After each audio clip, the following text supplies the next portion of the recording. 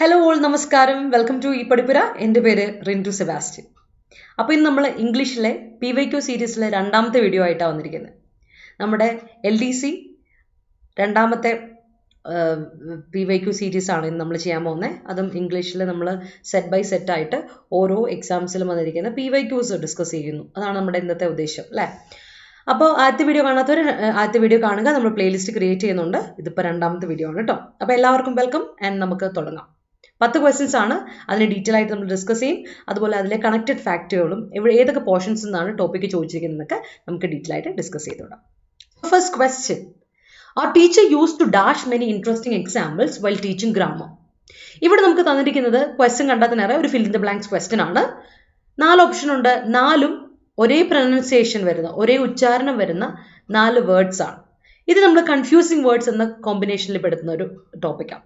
Words often confused, അല്ലേ? നമുക്ക് vocabulary ചോദിക്കുന്ന ചോദ്യമാണ്.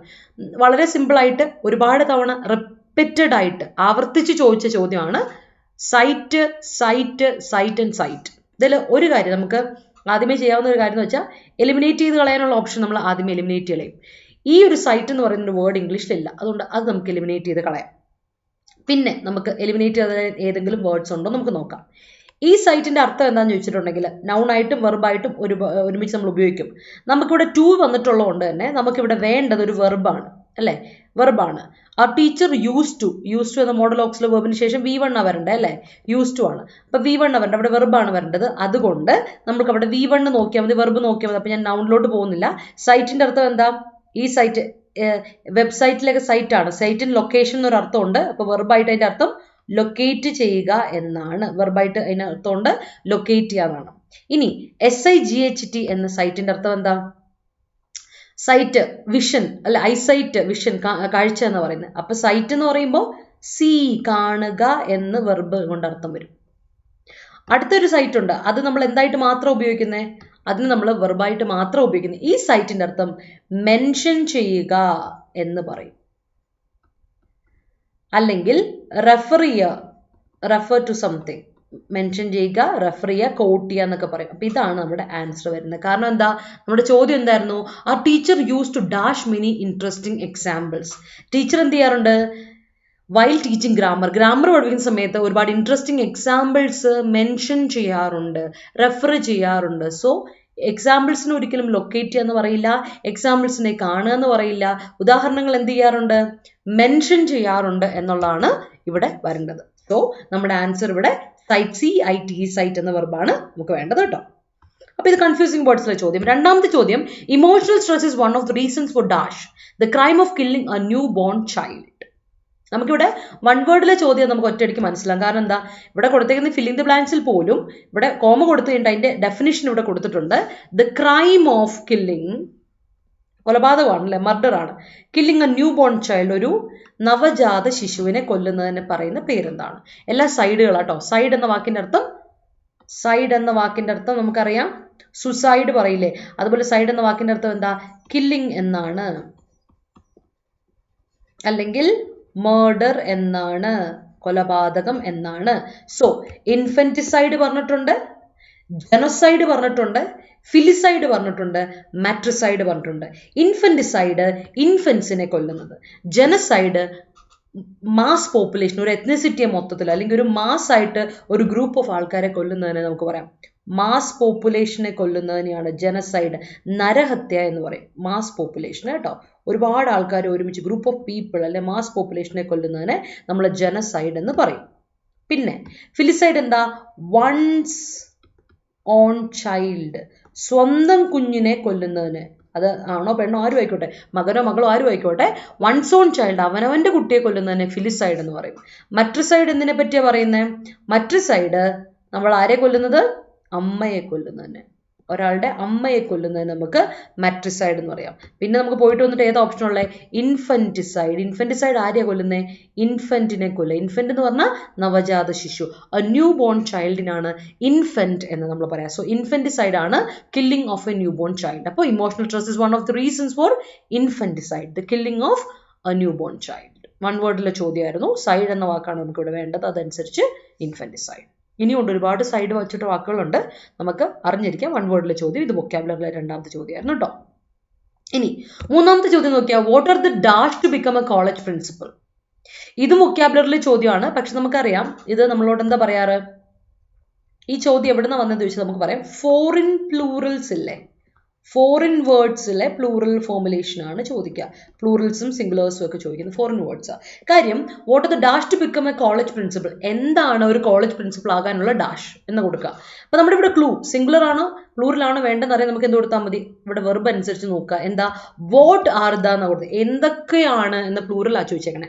അപ്പോൾ ക്രൈറ്റീരിയൻ ഉണ്ട്, ക്രൈറ്റീരിയ ഉണ്ട്, ക്രൈറ്റീരിയാസ് ഉണ്ട്, ക്രൈറ്റീരിയം ഉണ്ട്. നമുക്ക് അറിയേണ്ട കാര്യം, ഞാൻ എപ്പോഴും പറയുന്ന കാര്യമുണ്ട്, എലിമിനേറ്റ് ചെയ്യേണ്ട ഓപ്ഷൻസ് എലിമിനേറ്റ് ചെയ്ത് കളയാം. ക്രൈറ്റീരിയാസ് എന്ന് മലയാളത്തിൽ നമ്മളിപ്പോൾ ഡോഗിന് ഡോഗ്സ് പറയും, ക്യാറ്റിന് ക്യാറ്റ്സ് പറയും. പക്ഷേ ക്രൈറ്റീരിയയ്ക്ക് ക്രൈറ്റീരിയാസ് എന്നൊരു വാക്കില്ല, തെറ്റാ. ക്രൈറ്റീരിയം എന്നൊരു വാക്കുമില്ല. അത് രണ്ടും ഞാൻ എലിമിനേറ്റ് ചെയ്ത് കളഞ്ഞു. ഇനി നമുക്കറിയേണ്ട 2 പോയിന്റ് എന്താ, ഇതിൽ ഏതാണ് പ്ലൂറൽ ഏതാണ് സിംഗുലർ. ക്രൈറ്റീരിയൻ എന്താണ്, സിംഗുലർ ഫോമാ. നമുക്ക് വേണ്ടത് എന്താ, ഇതനുസരിച്ച് പ്ലൂറൽ ഫോമാണ് ക്രൈറ്റീരിയൻ അല്ലേ. Criterion singular, criteria plural. നമുക്ക് പ്ലൂറലാണ് വേണ്ടത്. മാത്രമല്ല അതിനുള്ള മാനദണ്ഡം എന്നാണ് അല്ലേ, സ്റ്റാൻഡേർഡ് മാനദണ്ഡം എന്താണ് ക്രൈറ്റീരിയ എന്ന വാക്കിൻ്റെ, ക്രൈറ്റീരിയൻ എന്ന വാക്കിൻ്റെ അർത്ഥം മാനദണ്ഡങ്ങൾ എന്തൊക്കെയാണ്, ക്രൈറ്റീരിയ പ്ലൂറൽ. അപ്പോൾ പ്ലൂറൽ വേണം, അതുകൊണ്ട് പ്ലൂറൽ ക്രൈറ്റീരിയ കൊടുക്കുക. ക്രൈറ്റീരിയാസ് ഇല്ല, ക്രൈറ്റീരിയം ഇല്ല, ഓർത്ത് വെച്ചോളും. ക്രൈറ്റീരിയൻ ക്രൈറ്റീരിയ, ഫിനോമിനൻ ഫിനോമിന ഇല്ല, പഠിച്ചിട്ടില്ലേ, ആ സംഗതി അവിടെ വേണ്ട. ഓക്കെ, അടുത്ത question. Meera's parents help her to do her homework. Question ടാഗാണ് നമുക്ക് വേണ്ടത്. ഡോണ്ട് ദേ ഉണ്ട്, ഡസ് ഷീ ഉണ്ട്, ഡിഡിൻ ദേ ഉണ്ട്, ഡിഡിൻ ഷീ ഉണ്ട്. നമ്മൾ ക്വസ്റ്റ്യൻ ടാഗ് പഠിച്ചപ്പോൾ നമുക്ക് അറിയാവുന്ന ഒരു കാര്യമുണ്ട്, സെന്റൻസ് പോസിറ്റീവ് ആണെങ്കിൽ, സെന്റൻസ് പോസിറ്റീവ് ആണ് അല്ലേ, ടാഗ് എന്ത് വരണം, നെഗറ്റീവ് വരണം. സെന്റൻസ് പോസിറ്റീവാ, Meera's parents help her to do her homework എന്ന് പറയുമ്പോൾ സെന്റൻസ് പോസിറ്റീവ് ആണ്. അപ്പം ടാഗ് എന്ത് പറഞ്ഞാലും നെഗറ്റീവ് വരണം. അതാണ് ആദ്യത്തെ പോയിന്റ്. ഇനി ശ്രദ്ധിക്കേണ്ടത് ഏതാ, ടെൻസ് ഏത് നോക്കിയേ, ഹെൽപ്ഡ് ആണ്. ടെൻസ് V2 കൊടുത്തേക്കുന്നത്, വെർബിന്റെ പാസ്റ്റ് ടെൻസ് കൊടുത്തേക്കുന്നത്. അപ്പോൾ അറിയാം നമുക്ക് പാസ്റ്റ് ടെൻസ് വരുമ്പോൾ നമ്മൾ എന്താ ചെയ്യേണ്ടത്, അതിൽ മെയിൻ വെർബ് ഹെൽപ്ഡ് ആണ്. അതിനെങ്ങനെ നമ്മൾ സ്പ്ലിറ്റ് ചെയ്യും, ഡിഡ് പ്ലസ് ഹെൽപ്പ് ആണ് ഹെൽപ്ഡ്. അപ്പം അതിന്റെ ടാഗ് കൊടുക്കുമ്പോൾ നെഗറ്റീവ് ടാഗ് കൊടുക്കും, ഡിഡിൻറ്റ് വരണം അല്ലെ. നെഗറ്റീവ് എന്ത് വരണം, ഡിഡിനെ എന്താക്കും, ഡിഡിൻറ്റ് ആക്കും. അപ്പൊ ഡിഡിൻറ്റ് എന്ത് വരും, ഡിഡിൻറ്റ്. മീരാസ് പേരൻസ് എന്ന് പറയുമ്പോൾ അതാരായി, പ്ലൂറൽ അല്ലേ, ദേ വരും, ഡിഡിൻറ്റ് ദേ. സബ്ജക്റ്റീവ് പ്രോനൗൺ ആയിട്ട് ദേ വരുന്നു. ആൻഡ് ഹെൽപ്ഡ് എന്ന് പറയുന്നത് ഡിഡ് പ്ലസ് ഹെൽപ്പ് ആണ്, അതിന്റെ നെഗറ്റീവ് ഡിഡിൻറ്റ് ആണ്. നമുക്ക് വേണ്ട ടാഗ് നെഗറ്റീവ് അല്ലേ, ഡിഡിൻറ്റ് ദേ എന്ന് വരും. So answer C. ഓക്കെ അല്ലേ. അപ്പോൾ ക്വസ്റ്റ്യൻ ടാഗ് നമ്മൾ പഠിച്ചിട്ടുള്ളതാണ്. ഇത് സിമ്പിൾ ക്വസ്റ്റ്യൻ ആയിരുന്നു. അടുത്ത ചോദ്യം, Arun dash his grand parents last week. Phrasal വേർബിലെ ചോദ്യമാണ്. ഫ്രേസൽ വേർബിലെ ചോദ്യങ്ങൾ നോക്കുമ്പോൾ നമുക്ക്, ഞാൻ ഒരു കോൾ വെച്ചിട്ട് ബ്രിങ് വെച്ചിട്ട് അങ്ങനെ ഒരുപാട് റൂട്ട് വെർബ് വെച്ചിട്ടുള്ള ഫ്രേസൽ വേർബുകൾ ചോദിച്ചിട്ടുണ്ട്. ഈ call at, call out, call of, call on, ഈ കോൾ വെച്ചിട്ടുള്ള ഫ്രേസൽ വേർബുകൾ ഒരുപാട് തവണ ചോദിച്ചിട്ടുള്ളതാണ്. ഈ കോൾ അറ്റ്, അതുപോലെ തന്നെ കോൾ ഔട്ട് ഒക്കെ നമ്മളോട് പല തവണ ആവർത്തിച്ച് ചോദിച്ചിട്ടുള്ള കേട്ടോ. കോൾ ഔട്ട് എന്ന് പറഞ്ഞാൽ എന്താണെന്നറിയോ, നമ്മൾ ഒരാളെ വിളിക്കുക, സമ്മൺ ചെയ്യുക. എന്തിനു വേണ്ട,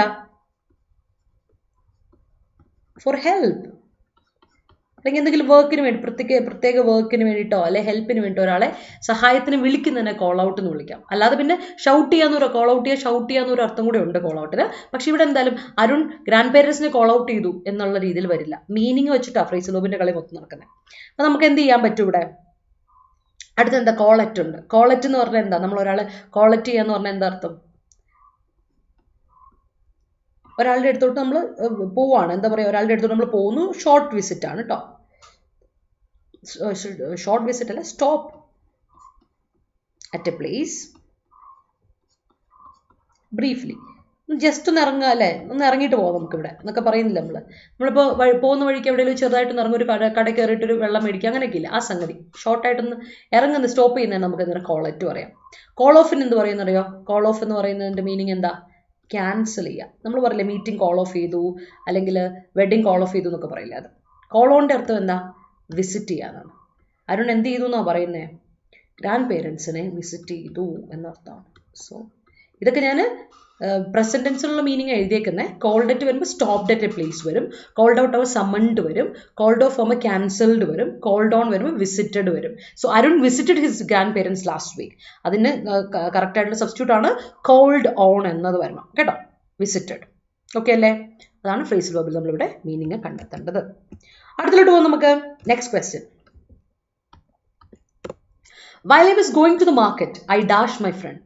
ഇത് വളരെ ക്ലാസിക് എക്സാമ്പിൾ ആണ്. ടെൻസിൽ എപ്പോഴും നമ്മൾ ടെൻസ് എന്ന ചോദ്യത്തിൽ ടെൻസിന്റെ ചോദ്യങ്ങളിൽ നമ്മൾ എപ്പോഴും കാണുന്ന ഒരു ചോദ്യമാണ്. ആൻഡ് ഇവിടെ തന്നെ കൊടുത്തിട്ടുണ്ട്. While I was going past continuous tense ആണ്. രണ്ട് ആക്ഷൻ നടക്കുന്നു പാരലൽ ആയിട്ട്, രണ്ട് സൈമിൾട്ടേനിയസ് ആക്ഷൻ അല്ലെങ്കിൽ രണ്ട് പാരലൽ ആക്ഷൻ നടക്കുക. ടു പാരലൽ പാസ്റ്റ് ആക്ഷൻസ്, രണ്ട് പാരലൽ ആയിട്ടുള്ള പാസ്റ്റ് ആക്ഷൻസ് നടക്കുകയാണെങ്കിൽ ഒന്ന് ലോങ് ആക്ഷനും എങ്ങനെ നടക്കുന്നുണ്ടോ, ഒന്ന് ലോങ് ആക്ഷൻ ആണ്, രണ്ടാമത്തെ എന്താ ഷോർട്ട് ആക്ഷനാണ്. ഈ ഷോർട്ട് ആക്ഷൻ സിമ്പിൾ പാസ്റ്റിലും ഈ ലോങ് ആക്ഷൻ പാസ്റ്റ് കണ്ടിന്യൂസ് ടെൻസിലുമാണ്. ഇത് വളരെ കോമൺ ആയിട്ട് പി സി ചോദിക്കുന്ന ചോദ്യം. അപ്പോൾ ഇവിടെ പാസ്റ്റ് കണ്ടിന്യൂസ് ടെൻസ് പറഞ്ഞിട്ടുണ്ട്. While I was going to the market, ഞാൻ മാർക്കറ്റോട് പോയിക്കൊണ്ടിരിക്കുമ്പോൾ ഞാൻ ആരെ കണ്ടു, എൻ്റെ ഫ്രണ്ടിനെ കണ്ടു. ഐ മെറ്റ് എന്ന് കൊടുക്കണം. സിമ്പിൾ പാസ്റ്റ് അല്ലേ വേണ്ടേ, കോമ്പിനേഷൻ എന്താ വേണ്ടേ, simple past and past continuous tense. Already ഇവിടെ പാസ്റ്റ് കണ്ടിന്യൂസ് ടെൻസ് കൊടുത്തിട്ടുണ്ട്. അപ്പോൾ ഷോർട്ട് ആക്ഷൻ എന്തായിരിക്കണം, സിമ്പിൾ പാസ്റ്റ് ആയിരിക്കണം. So while I was going to the market I met my friend എന്ന് കേൾക്കണം. ഓർക്കണം, ഇത് രണ്ട് സൈമിൾട്ടേനിയസ് ആയിട്ടുള്ള അല്ലെങ്കിൽ രണ്ട് പാരലൽ ആയിട്ടുള്ള പാസ്റ്റ് ആക്ഷൻ നടക്കുവാണ്, രണ്ടും ഒരേ സമയത്ത് നടക്കുവാണ്. ഒന്ന് ലോങ് ആക്ഷൻ, ഒന്ന് ഷോർട്ട് ആക്ഷൻ. മറക്കണ്ട കേട്ടോ, ഇമ്പോർട്ടൻ്റ് ആണ്. അടുത്ത് നോക്കാം. Next question, identify the correct passive form of the given sentence. നമ്മളോടുള്ള ചോദ്യം എന്താ, നമ്മളോട് കറക്റ്റ് പാസീവ് ഫോം കൊടുക്കാന്നേ പറഞ്ഞിട്ടുള്ളൂ. സെന്റൻസ് നോക്കുക, she is teaching mathematics. Tense ഏതിലാണ് കൊടുത്തേക്കുന്നത്, ഷീ ഈസ് ടീച്ചിങ് മാത്തമാറ്റിക്സ് ആണ്. ടെൻസ് കൊടുത്തിരിക്കുന്നത് പ്രസന്റ് കണ്ടിന്യൂസ് ടെൻസിലാണ്. Present continuous tense.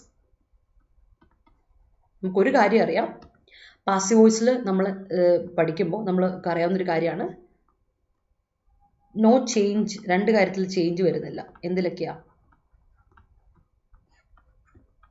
Sentence സ്ട്രക്ചറിലും. Sentence structure മാറാമല്ലോ, question ആണെങ്കിൽ ക്വസ്റ്റ്യൻ അല്ലേ, അല്ലെങ്കിൽ നമ്മുടെ സ്റ്റേറ്റ്മെന്റ് ആണെങ്കിൽ സ്റ്റേറ്റ്മെന്റ് സ്ട്രക്ചറിൽ മാറ്റം വരാൻ പാടില്ല. അതേപോലെ അല്ലെ സെന്റൻസ് സ്ട്രക്ചർ എന്ന് ഞാൻ പറയുന്നത് സെന്റൻസ് ടൈപ്പ് എന്ന് പറയാം, കുറച്ചുകൂടെ സിമ്പിൾ ആയിട്ട്. സെന്റൻസ് ടൈപ്പിൽ മാറ്റം വരില്ല, ടെൻസിലും മാറ്റം വരില്ല. പിന്നെന്താ പാസീവ് വോയിസിൽ വരുന്നത് നമുക്ക് മാറ്റം? ഒരു പോയിന്റ് അതാ. രണ്ടാമത്തെ പോയിന്റ്, സബ്ജക്റ്റ് ഒബ്ജക്റ്റ് ആവും, ഒബ്ജക്റ്റ് സബ്ജക്റ്റ് ആവും. ആ ഒരു ചേഞ്ച് നമ്മുടെ നടക്കും. അപ്പോൾ ഷീ ഈസ് ടീച്ചിങ് മാത്തമാറ്റിക്സ് ആവും, മാത്തമാറ്റിക്സ് ആയിരിക്കും ഇവിടെ വരേണ്ടത്. അതാണ് മാത്തമാറ്റിക്സ് ഇവിടെ അത് വന്നു കണ്ടു. രണ്ടാമത്തെ പോയിന്റ് അതാ. മൂന്നാമത്തെ പോയിന്റ് കൂടെ നമ്മൾ ഓർത്തിരിക്കണം. ഒരു പോയിന്റ് കൂടെ ഇവിടെ ഉണ്ട്. എന്താ, എപ്പോഴും പാസീവ് വോയിസിൽ ഒരു ബി ഫോർമുലേഷനും അതിൻ്റെ കൂടെ ഒരു V3 ഫോർമുലേഷനും ഉണ്ടായിരിക്കണം. നമ്മൾ പാസീവ് വോയിസ് പഠിക്കുമ്പോൾ അതിന് മുമ്പ് നമ്മൾ ഓക്സിലറീസ് പഠിക്കാറുണ്ട്. ഓക്സിലറീസിൽ പഠിക്കേണ്ട ഒരു കാര്യമാണ് ഏതെങ്കിലും ഒരു ബി ഫോർമുലേഷനും അതിനോട് ഒരു V3 ഫോർമുലേഷനും ഉണ്ടായിരിക്കണം. നോക്കിയേ, V3 ഫോർമുലേഷൻ എന്ന് പറയുമ്പോൾ ടോട്ട്, ഇവിടെ എല്ലായിടത്തും ടോട്ട് വന്നിട്ടുണ്ട്. Taught taught taught taught V3 ഫോർമുലേഷനാണ്. അതിൽ നമ്മൾ എന്ത് കൊടുക്കണം, ബി ഫോർമുലേഷനും വരണം. ടെൻസ് മാറാൻ പാടില്ല. അപ്പോൾ ING ഫോം വേണം താനും, V3 വേണം. ING ഫോം വേണം താനും, V3 വേണം. ഇവിടെ ING ഫോം ബീനാണ്, ING ഫോം ഇല്ല. അപ്പോൾ നമുക്ക് എന്ത് ചെയ്യാം, ഇത് വേണ്ട, ഹാസ് ബീൻ, ബീനാണ്, പറ്റില്ല. ഈസ്റ്റോട്ട്, ടെൻസ് മാറി. ഈസ്റ്റോട്ട് ആകുമ്പോൾ സിമ്പിൾ പ്രസന്റ് ആയി മാറി, അതും പറ്റില്ല. ഈസ് ബീങ് കൊണ്ട് ആർ ബീങ് കൊണ്ട്. മാത്തമാറ്റിക്സ് നമ്മൾ പ്ലൂറൽ സെൻസിൽ കൊടുക്കുമോ? പ്ലൂറൽ സെൻസിൽ കൊടുക്കുന്ന എപ്പോഴാണ്, സബ്ജക്റ്റ് ആയിട്ടല്ലാതെ അതിന് വേറെ പ്ലൂറൽ നൗൺ ആയിട്ട് കൊടുക്കും. ഇത് പ്ലൂറൽ നൗൺ ആയിട്ടല്ല, സബ്ജക്റ്റ് ആയിട്ടാണ് കൊടുത്തിരിക്കുന്നത്. സോ ആൻസർ എന്ത് വരും, mathematics is being taught by her വരും. അവിടെ നോക്കാം, ING ഫോം ഉണ്ട്, ബീങ് ഫോർമുലേഷൻ ഉണ്ട്, അല്ലേ, ടോട്ടും ഉണ്ട്. സോ B+V3 ഫോം കറക്റ്റായിട്ട് വന്നിട്ടുണ്ട്.